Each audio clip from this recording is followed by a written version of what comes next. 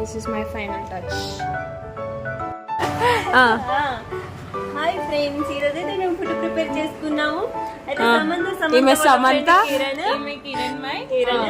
Food prepare చేశారు. చాలా అంటే చాలా చాలా టేస్టీగా బాగా చేశారు. అదైపోయిన వెంటనే నెక్స్ట్ మేము మెహందీ మీదకి వెళ్ళిపోయాము.